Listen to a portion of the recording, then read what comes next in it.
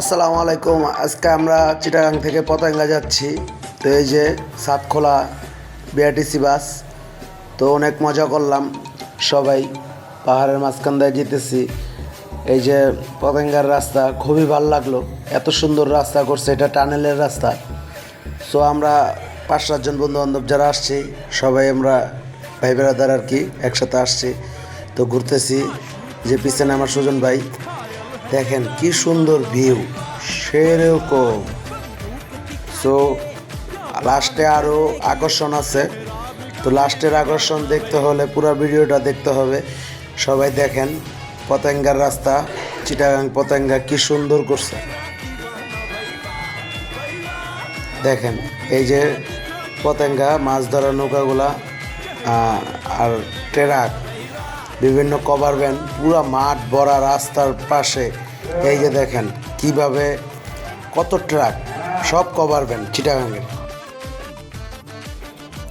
লাস্টের আকর্ষণ দেখতে হলে পুরো ভিডিওটাই দেখতে হবে। তো এই যে আমরা যে আসলাম ঢাকা থেকে এসে একলা একলা বোরিং ফিল করতেছিলাম, পরে আসলাম পতেঙ্গায়। এই যে এটা টানেলের মোড়, এই যে দিক দিয়ে টানেলের রাস্তা। আর আইসা পড়ছি পতেঙ্গা, এটাই পতেঙ্গা।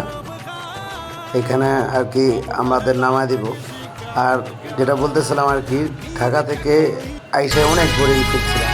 তো এইখানে আইসা ভালোই লাগতেছে, শুক্রবার দিন। আবার আমি গাড়িটা চলাচলা দেখলাম, সেরকম লাগলো গাড়িটা, সেরকম। এইখানে অনেক ঢেউ ছিল, ঢেউগুলা দেখতে ভালোই লাগতেছিল। বিকাল টাইম খুবই আর কি অনুমুগ্ধ। তারপরে সিন দেখি টম অ্যান্ড জেরি অনেকক্ষণ ধরে ঘোরাঘুরি করতেছিল, আর না বললাম।